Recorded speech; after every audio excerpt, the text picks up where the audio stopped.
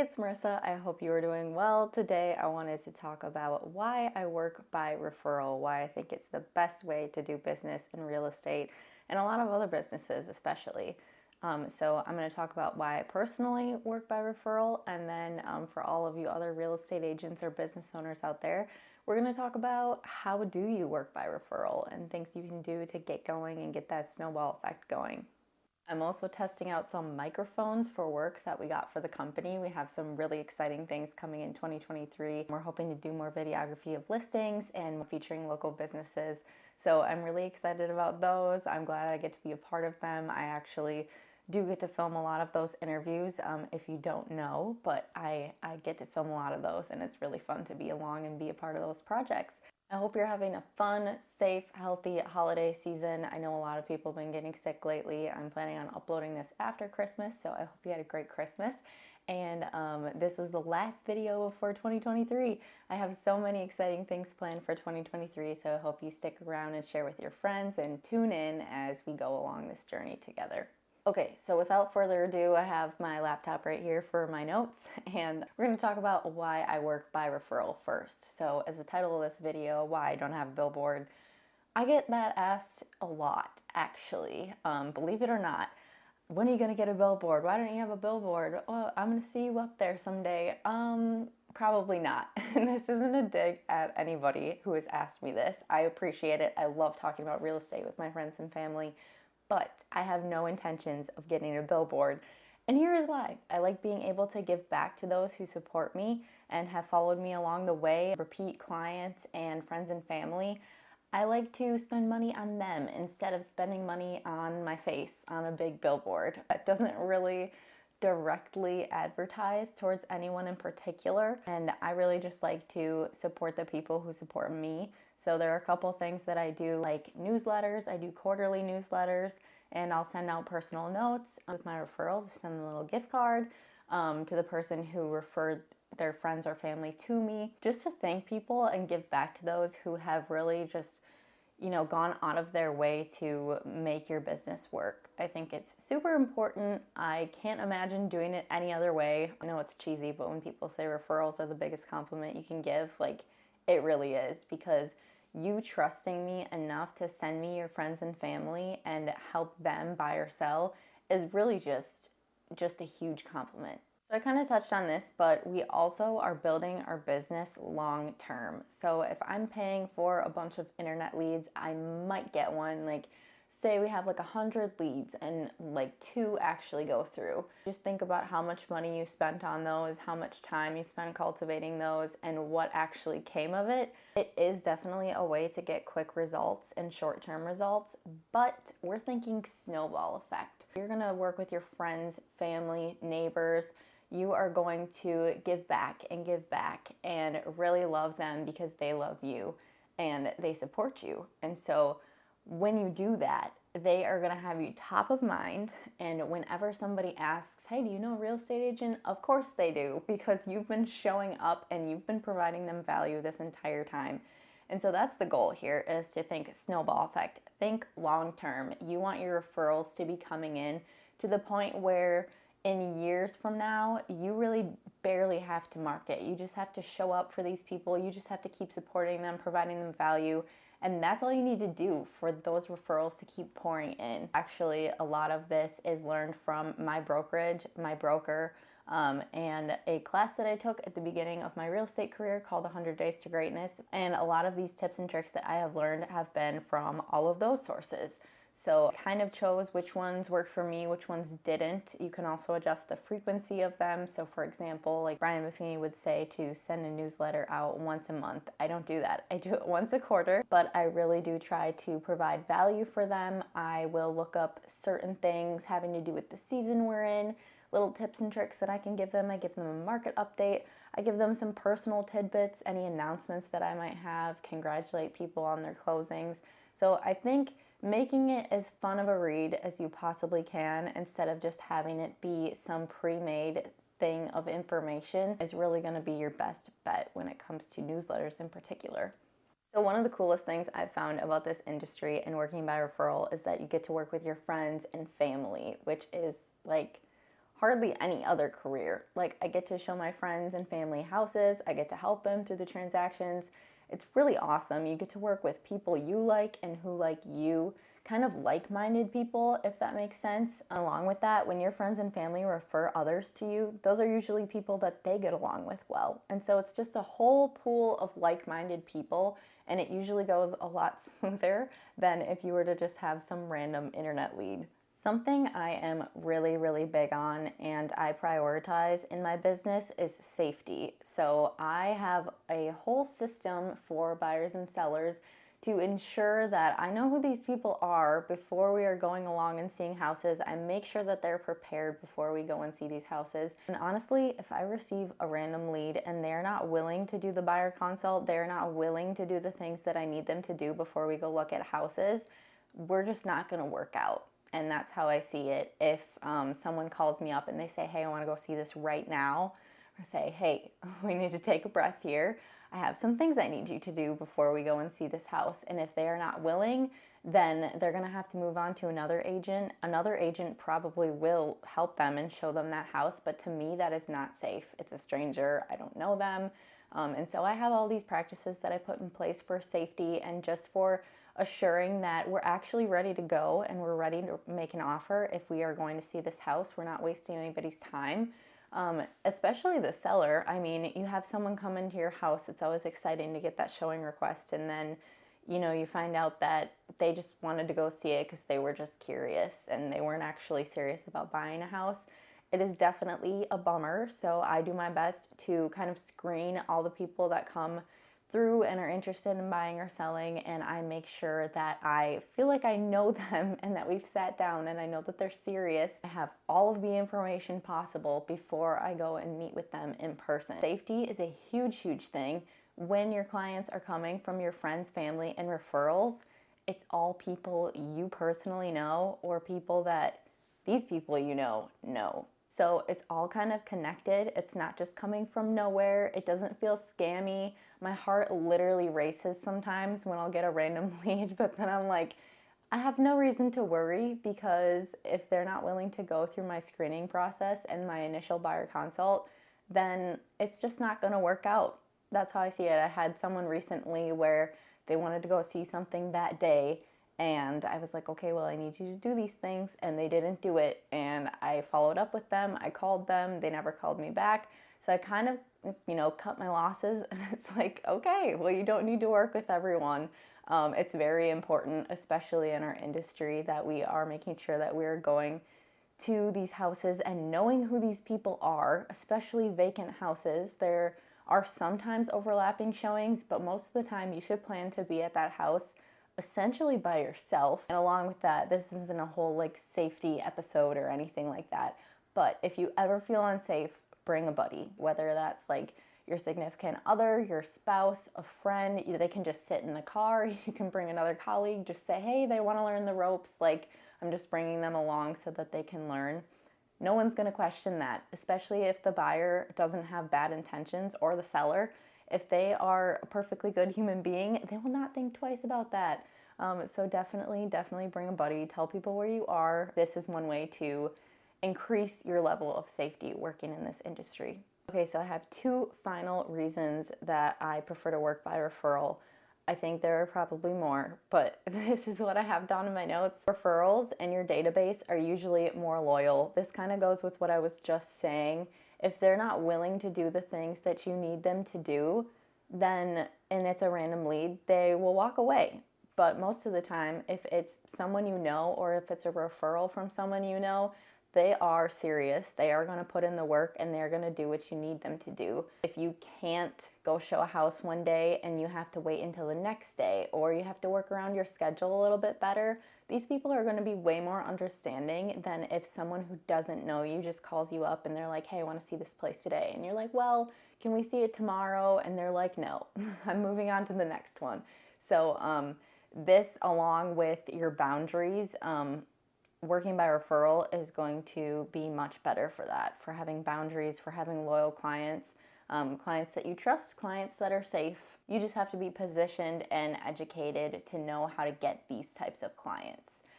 So that being said, That's my whole spiel for why I work by referral. And I know the title is a little bit clickbaity, why I don't have a billboard, why I probably never will.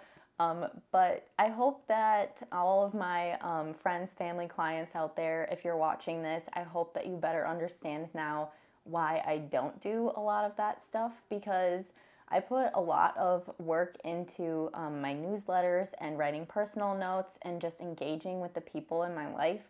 And it's not even work though. Like, I'm so passionate about it, genuinely. Like, I really enjoy making my newsletters, and I hope that they're providing value to you. If you have any feedback for me, I would of course love it, love it. So my battery did in fact die as I was in the middle of that spiel. But I think, kind of to wrap it up, that is why I don't want to have a billboard out there, why I don't want to have radio ads at this point in time. Maybe someday. I'm not going to say it's never going to happen, but as of right now, working by referral and giving back to the people who have directly supported me is just my preferred way of working. So I hope that all makes sense, and if you'd like to stick around for how to work by referral, I would encourage you. I think it'll be kind of entertaining and fun. And all of those other real estate agents out there or business owners, this is going to be probably where you're going to want to get a notebook out potentially, and write some of these things down. Alrighty, so one of the first things I was told to do when I started real estate was to write down a list of every single person that I knew. And it was kind of daunting at first. I'm like, okay, I don't know that many people. But I pulled open a spreadsheet just on Google Sheets. It's free. Everyone and anyone can do this. And you literally write down every single person you know. People will pop up out of nowhere. You'll be like, oh my gosh, like after you write someone down, you'll remember another person. You could look at your wedding invite list. You could look at your Christmas card lists to kind of generate some people. You could also look at Facebook. Things like that, but just starting with writing every single person you know is going to be a huge, huge help. If you can get addresses, phone numbers, emails, that is also super great. And then continue to add people as you meet them. So you might meet someone through a friend, through a significant other. You might meet them through a work thing. You're going to continue to add these people. I like to keep my business contacts and my personal contacts separate. So that's something that you could also do. So the next thing that I did after writing down a list of every single person I knew, obviously I had like 10 addresses maybe from what I got from my mom. So I basically had nothing, and I wanted to kind of do an introduction letter.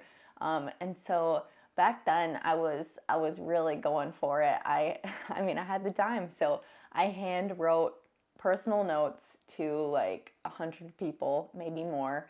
I messaged them on Facebook and I was like, hey, I just started real estate. I would love to send you a business card. Can I have your mailing address so I can send you one? Pretty much everybody said yes, of course, and they gave me their address. So that's the thing I have most of, is home addresses. But the thing I'm lacking right now is emails. So it's like another thing where I feel like messaging or reaching out to people directly, if you're just going to make a post and say, hey, I need your address, that's probably not going to work. You have to reach out to them directly. But then I hand wrote a note to all of those people. I followed through. I sent them a business card. I just said, hey, if you know you or anyone you know is looking to buy or sell, please reach out to me. I would love to help. And that was pretty much it. It was short and sweet. My hand was definitely cramping, but yes, it was nice. And I think handwriting notes is definitely kind of a lost thing in a way. I think it left a good first impression. I really took the time to write all of these by hand and send them out to people. So that's something you can start with. Just proving that you're willing to put in the work and making it really personalized is something great to start out with. You also, if you're already in the industry and you switched companies, for example, any reason to make an announcement, send something out just to stay in front of your friends, family, and clients. So you could send out a I switched companies postcard. You could send out a neighborhood postcard. Anything that could be sort of an announcement, especially when you're first starting. I think this is so important to do, to just be like, hey, let me send you a business card. Like, there's your reason. I'm sending you a business card. Can I have your address? Like, it's not creepy at all. You're not asking for anything except for their address, and you're going to send them a free note in the mail. Like, who doesn't love getting mail? So that's a good way to start. That's what I did personally. That's how I got all my addresses. And then get together with your people often. So I really have been trying ever since I started in this industry.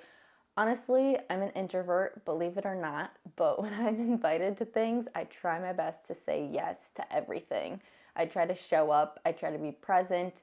It's another thing, stay off your phone, really like just be in the moment. So if your friends invite you to go do something, if you're going to a little family get together, try to say yes and try to be extremely present during that. And then along with that, I've got to say, I do love that this way of doing business has made me much more involved in people's lives. So I just check in with people more often. I congratulate them on things. I give them compliments on things. I see people more often, I think, than when I had my previous job.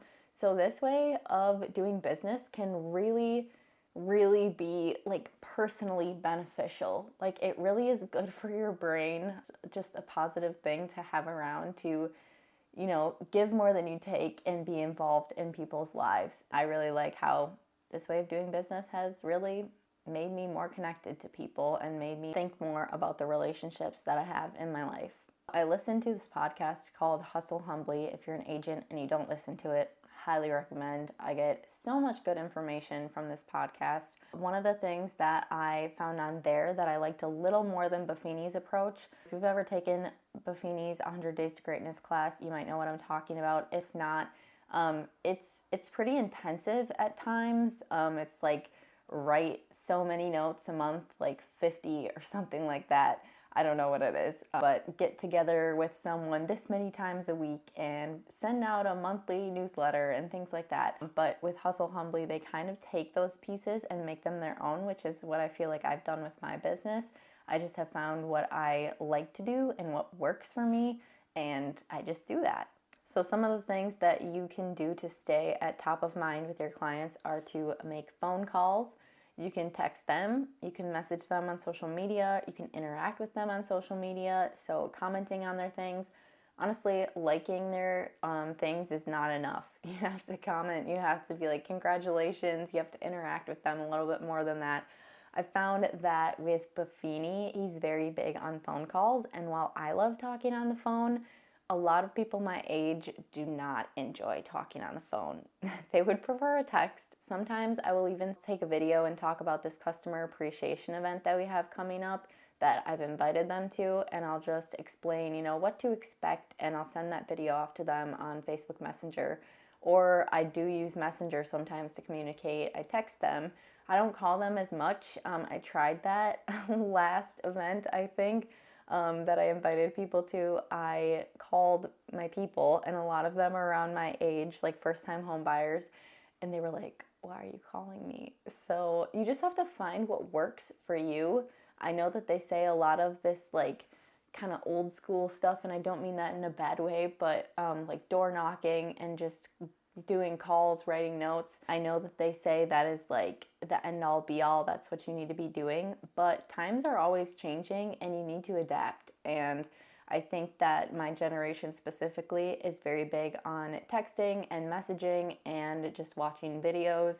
And so that's what I try to do. I try to make it make sense for my client base. So I would encourage you to do that as well.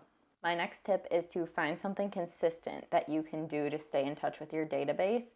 So this can include mailings. Obviously, that could be like a newsletter. It could be just a letter that you write up once a year, a Christmas card, brochures, things like that. There are also pop buys, which I learned from Brian Buffini's class, where you take a little gift and you stop over, you knock on their door. If they're home, you chit chat with them for a while, and you don't go in because otherwise you might be there for hours. But you just chit chat a little bit, leave the gift with them. This can be like something seasonal. So you could bring them sunscreen in the summer. You could bring them some little treat for Christmas. I don't do those honestly very often, but every once in a while I like to do them. You can get together with people for lunch or dinner. That's always a good one-on-one thing to do to catch up with people. Client parties, notes, etc. So my biggest advice from this point is to create a plan and stick with it. So I currently do quarterly mailings consistently. I have a calendar with all of my activities. I have people's house anniversaries when they bought their house, have their birthdays on there as well. And so that's kind of like my work but personal calendar, if that makes sense. So I'm planning on printing that out this year and just having it right in front of me at all times so that I remember, hey, next week I have a mailing that I'm supposed to send out, and it's literally on the calendar, like the day that I'm supposed to send it out. So I think it's really important to have a plan instead of just saying, oh yeah, I really want to do these mailings, and then you don't do anything. You definitely need to have a plan. Make it consistent, even if it's just, oh yeah, I'm gonna do this once a year, I'm gonna do it twice a year, I'm gonna do it every month. Kind of like goal setting, you have to write it down, make it official, and stay with it. Consistency is key. I wrote on here that I try to meet up for lunch, dinner, catch up whenever I can. That is changing in 2023. My goal, actually, I've written down my goals already for this year. Never too early, never too late to write down your goals. So if you haven't, it's not just because it's the new year that you can make goals for yourself. You can do that at any point in time. But I am planning on meeting with someone once a month. I know it's not that much, but I am starting out small and manageable. And I'm doing once a month where I meet with somebody for coffee, lunch, dinner, etc. And we're just gonna catch up, and I'm gonna try to make it a different person every single time. So I'm pretty excited about that. You can say that you're gonna work by referral, but if you don't ask for referrals, if you don't tell people that's how you're working, you can't expect them to send you referrals. So you've gotta ask. That's my next tip. Ask for referrals. It's best done during the transaction or after the transaction. Maybe you could ask, hey, do you know anyone who's looking to buy or sell that I could follow up with? Or do you know 3 people who might be interested in buying or selling within like the next year or so? And then you can reach out to them. It's better to have that person's contact information and for you to reach out to them than to just have someone say, oh yeah, I gave them your card, because people are busy and they're going to leave that card somewhere and never come back to it. So you definitely want to be the person who's reaching out. Do not be overbearing. If you call like 2 or 3 times and the person doesn't call you back, probably just leave it alone. You don't have to be that person who's like, call until they tell you to stop. I definitely don't agree with that, but I think reaching out a couple of times at least in case they missed it or they're busy is good, and then just see where that goes.